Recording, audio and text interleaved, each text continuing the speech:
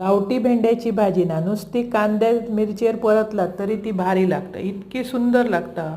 अशी करून बघा. मी करते आज पांढरे गावठी भेंड्याची भाजी. कढई घेतलं आहे, त्याच्यात तेल घातलं आहे, मिरची उभी चिरून आणि कांदो व्यवस्थित परतून ना बारीक चिरून भेंडो.